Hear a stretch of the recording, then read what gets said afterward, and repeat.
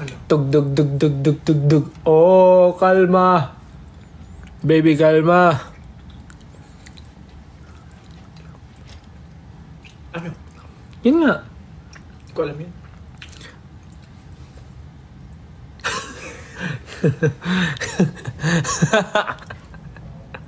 Busog na ako.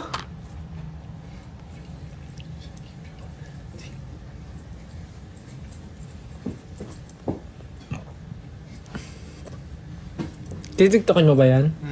Kailan? Ewan ko, pag sinipag.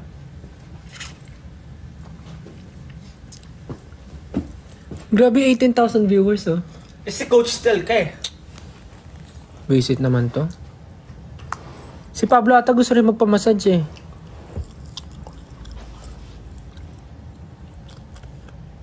Ano? This is the voice. Coach Chinito.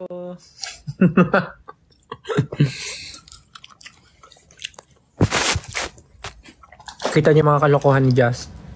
Tabukuhan.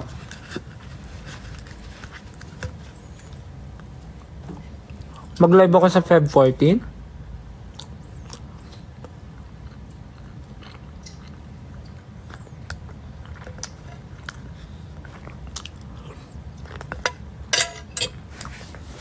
Yes. Whole day po ako magsistay dun sa event. So, 5 to 7 p.m. po magsistay ako dun sa event. So, ganun lang. Interact, usap-usap, ganun.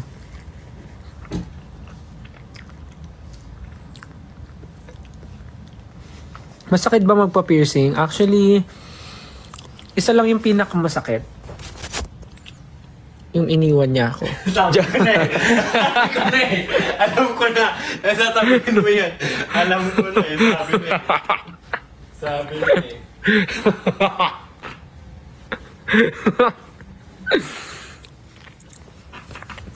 Diyan pinakamasakit. Yung may nakita pa siyang mas better sa akin.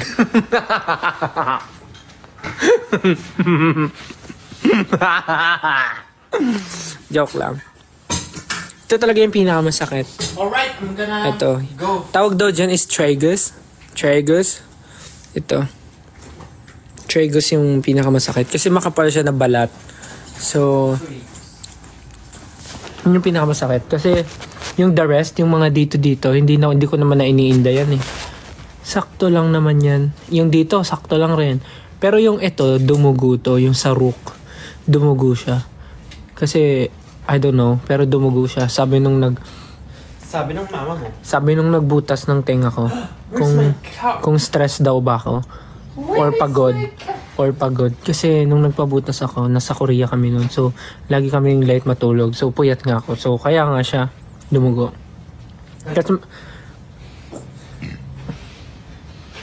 Tapos may story pala ako sa inyo. Alam niyo ba, dun sa pinagbutasan ko ng tenga, nakilala nila ako. Parang tinanong nila ako kung ano daw ba ako, kung singer daw ba ako or artist. Kasi nakita daw nila ako sa IG. Parang, nung unang punta ko doon, dalawa lang pinabutas ko. Ito, at saka yung, ito. Itong dalawa. Tapos ito ata yung una, ito, at saka ito. Nung una. Tapos yung pangalawang punta ko, itong rook, tsaka ito. Yung pangalawang balik ko, sabi nila, tinanong nila kung singer daw ba ako or artist. Kasi nga, nakita daw nila yung picture ko sa IG, lumabas daw sa feed nila. Ganun. Tapos nung... Famous! Sabi nung Korean kung artist daw ba ako. Tapos nung sabi kong Philippine Idol. Yes!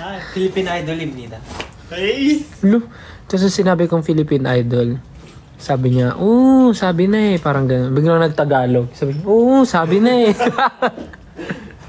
Biglang nagtagalog yung Korean. Sabi niya, sabi na eh. Hindi, sabi niya, parang yun nga sabi niya, sabi na eh. Kasi ganyan. Tapos nagpa-sign sila ng paper. Kasi ano yun eh. Yun yung store na yun na doon talaga nagpapabutas ng tenga yung mga Korean idols. Yung nana piercing. Medyo pag sa Pinas, medyo off yung name niya kasi Nana Piercing. Pero yun talaga yung pangalan niya. So, sobrang sikat niya na shop ng mga hikaw and doon din nagpapa-pierce yung mga Korean idols. Tapos sobrang gagaan din ng mga kamay ng mga nagbubutas ng tenga.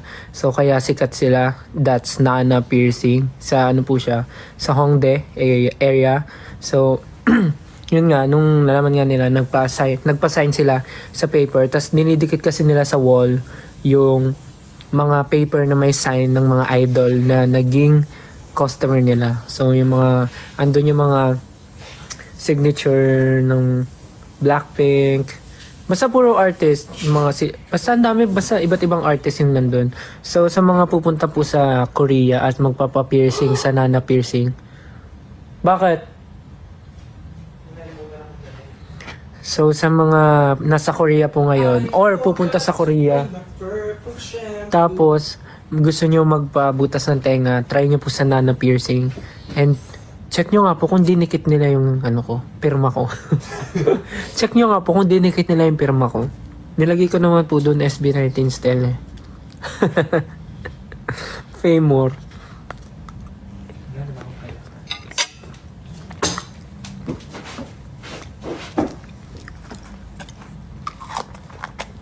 So yun lang, yun yung story nung Meron pa pala isa funny story. Diba sa Hongdae, puro mga street food. So kami ni Jack, kumakain kami ng street food, yung parang, yung steak doon, yung steak sa gilid. Tapos, tinanong nung nagbebenta na dalawang Korean girl. Sabi nila, kung ano daw ba kami, kung artist daw ba kami, kung idol daw ba kami. Tapos nagulat kami ni Justin kasi bakit niya nasabi. Sabi niya, mukha daw kasi kaming idol. Yes! Sabi niya, mukha daw kasi kaming idol. So, kaya niya kami tinanong kung idol daw ba kami. Sabi namin, yes, Philippine Idol. Tapos, nung day nagulat sila, sabi nila, oh, Philippine Idol. Ganyan. Tapos, nung una, parang hindi pa sila makapaniwala na o hindi sila naniniwala na idol talaga kami or artist sa Pilipinas. Tapos nung di kumakain na kami, biglang may lumapit na mga Pinoy, nagpa-picture sa amin. Tapos parang nagulat sila na ang daming nagpapa-picture sa amin. Tapos doon sila naniwala na idol kami. Tapos pati sila nagpa-picture na. Sabi nila, oh, idol nga kayo. Pwede magpa-picture sa inyo. Ganon din. Ang galing, ang cute. Basta every time na may pinupuntahan kami, lagi kaming natatanong. So, wala lang. Ang nakakatuwa lang na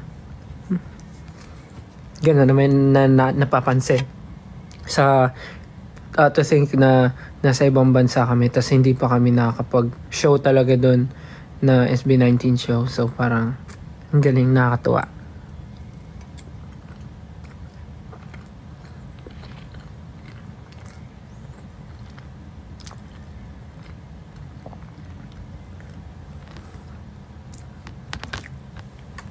Ang daming masasayang nangyari sa Korea. Bukod sa malamig yung panahon na gustong gusto ko at nagsisnow, habang dami rin namin napuntahan.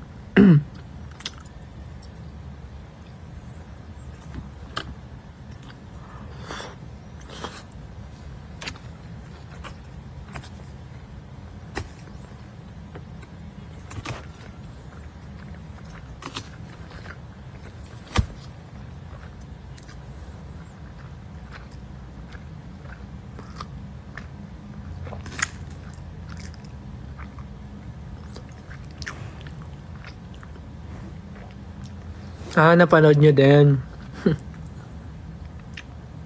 Yung sa I Wonder.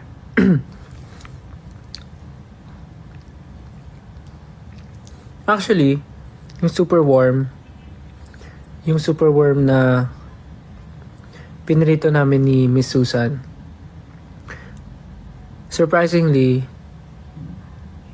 may lasa siya, pero hindi siya masarap, pero okay lang yung lasa niya. Pero parang pag may suka, masarap siya. Parang masarap siya pag sinawsaw sa suka. Ganon. Para siyang chicharon bulaklak yung lasa niya. But not too oily. But to be exact, yung lasa niya para siyang balat ng mani. Alam niyo yung mani na ganun? Yung binabalatan. Para siyang yung balat nun, hindi yung mismong mani. So, yun yung lasa niya. Medyo okay siya. Hindi siya ganun kasarap, pero okay lang siya.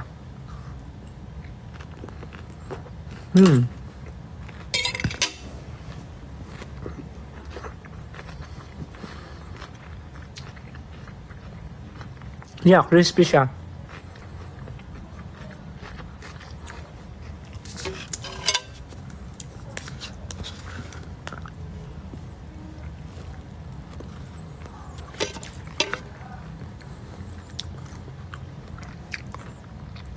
May vlog ba ako sa Japan and Korea? Actually, sa Japan lang, nag-video ako, pero wala pa akong time mag-edit. So, di ko alam. Actually, ang dami kong nakatambak na mga vlog. Yung mga before pa. Di ko alam kung may time ba ako mag-edit. So, sobrang dami nang nangyayari.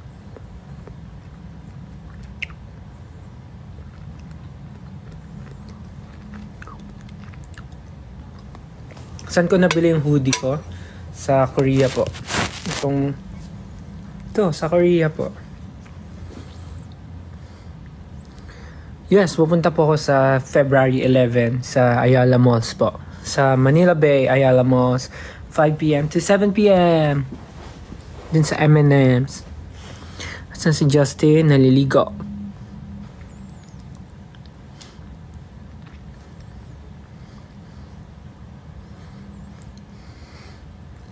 Sino bias ko sa alamat? Well, lahat naman sila tropa talaga. I mean, hindi ko sila madalas makausap.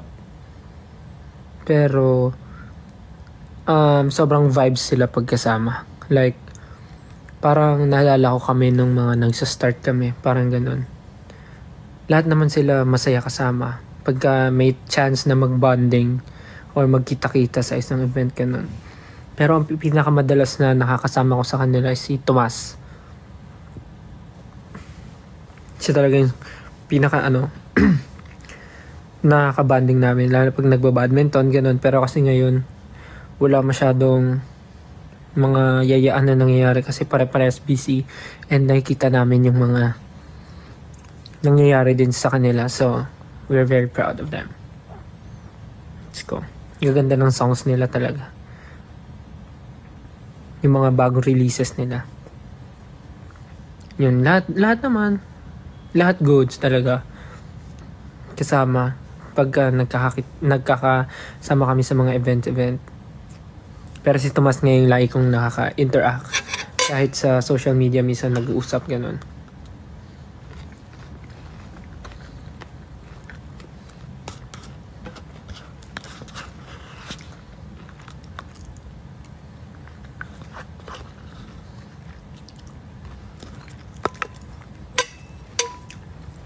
Busog na ako.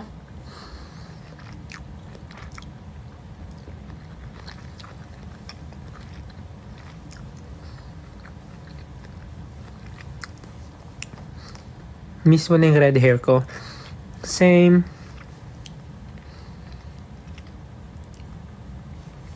Pero sobrang refreshing lang tignan ulit ng buhok ko with black. Kasi parang nakapag-rest.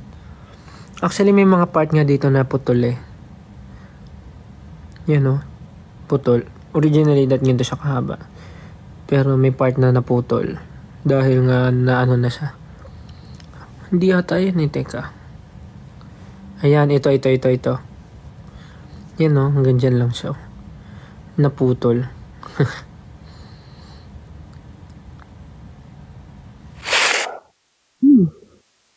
Well, thank you po sa mga nagsisend ng stickers. Thank you po. And sa mga subscribers na nagsisubscribe. And natural, subscriber nga. Thank you po sa mga nakasubscribe sa akin and tumatangkilik ng aking mga subscriptions only videos. Sana po na-enjoy nyo yung mga pinapost ko doon. Sayawin nyo ni Jai yung Pantropiko. Actually, pag lagi namin naririnig yung song, napapasayaw kami. Kahit yung mga kasama namin minsan. Lalo na nung nasa Korea kami. Nasasayaw namin. Yung mga yung nasa subscription ko po, nasa hub. Thank you po. Sana na-enjoy nyo yung mga videos. Tatry ko pa mag-post ng mag-post.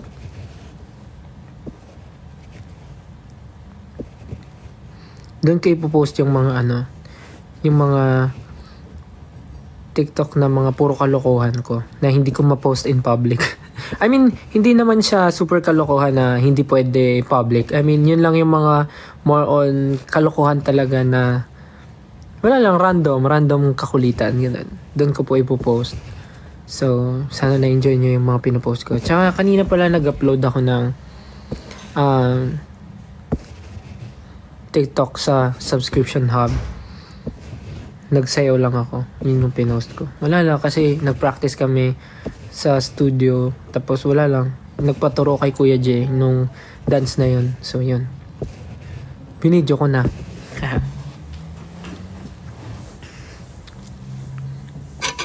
Busog na ako.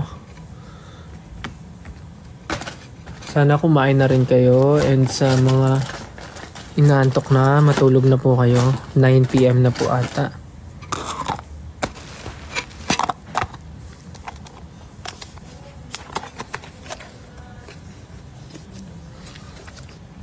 What's my bedtime schedule? Wala po eh.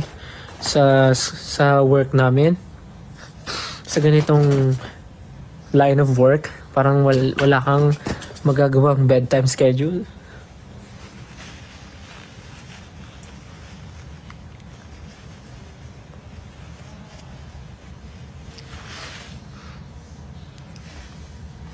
Podcast sa IG. Gustuin ko man po pero parang hindi ko pa po kaya mag-commit dahil sa sobrang dami pong ginagawa. But yes, marami kayong dapat antayin na mga ganaps. February pa lang pero yeah, may mga something na. So yes, gulatan na lang. But yeah, hope you guys can support each and every one na may event. Nababasa ko nga sa Twitter, parang sabi nyo manananggal era na. It's your manananggal era. So, kasi sabay-sabay yung events. But, we try naman na huwag magsabay-sabay yung mga events. But, sometimes talaga siya may iwasan. But yeah, we also have schedule as a group. Yun talaga yung number one. But, yes. Meron lang mga ganaps soon na may announce sooner or later. So, yeah. Favorite skincare ko na... yung aking latest discovery. Napanood ko lang siya randomly sa TikTok. Yung rice toner. Nag-check lang ako sa TikTok ng mga videos. Tapos biglang lumabas yun, yung rice toner. So, na-curious ako kasi sabi doon, sobrang ano lang siya. Tawag dito, hindi siya ganun ka... Anong tawag doon? Ano yung term? Sobrang ano lang siya, organic siya kasi talagang made from rice siya. Made from rice. So, maganda daw yung benefits ng rice toner sa skin. Kahit gamitin mo siya everyday, kahit ilang beses may apply, ganun, sobrang okay siya. Wala siyang exaggerated effect sa skin mo. Kasi, it's made from rice daw. So, nung na-curious ako, sakto nasa Korea kami, nag-check ako ng mga stores na merong rice toner. And simula nung ginamit ko siya until now, sobrang nagustuhan ko naman yung effect niya ng rice toner. Like, hindi siya super... Tinatry ko lang siya paminsan-minsan. Ginagawa ko siyang alternate with the toner na ginagamit ko din. Which is, alam niyo naman. Yung ginagamit ko yung sa Beauty Vault na toner. Pero, hindi ko na ginagamit... Ay, bawal pala yun. Hindi ko na ginagamit yung yellow na toner ng Beauty Vault. Yung ginagamit ko na nun is yung color pink na. Yung parang maintenance na lang. So, yun yung ina-alternate ko. Yung pink na toner ng Beauty Vault or minsan yung rice toner. Yun, pinagpapalit-palit ko. So yun yung favorite ko ngayon sa skincare ko, yung rice toner.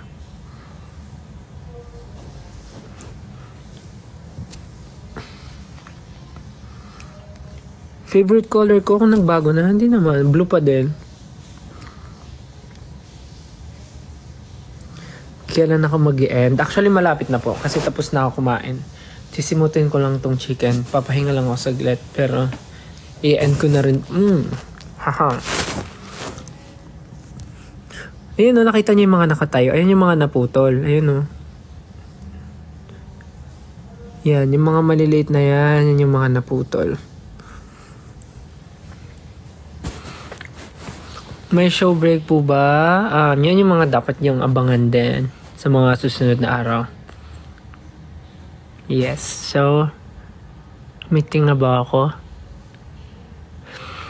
So yeah, I guess kailangan ko nang i-end yung live ko para makapagpahinga na din kayo and makapag-prepare na ako kasi magpapamassage nga kami. So yeah. Narinig niyo ba yun? Narinig niyo ba yun? Papatunogin ko rin yung isa.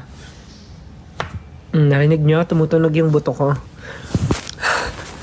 So yeah, yan. Tapos na po akong kumain. Thank you po sa time niyo. Thank you for tuning in dito sa live ko. Salamat po sa mga nagsisend ng stickers. I love you guys so much.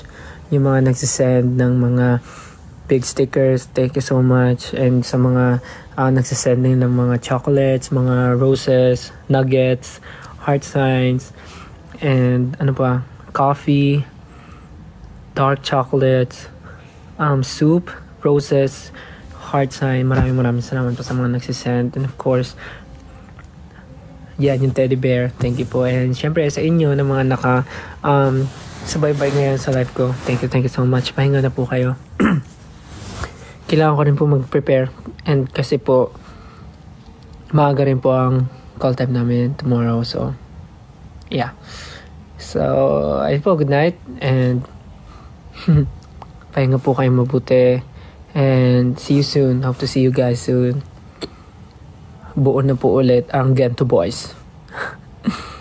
Kompleto na ulit ang Gento Boys. So, see you guys soon. And again, sa mga pupunta po sa Ayala Malls, Manila Bay sa February 11, magkita-kita po tayo from 5 p.m. to 7 p.m. Mag-bonding tayo together and celebrate Valentine's Day early. So, yeah. Good night, guys. Good night. Thank you so much. Kain na kayo and prepare to sleep. Bye. Good night. Love you. Good night. Love you guys. Sweet dreams. Good night. Love you.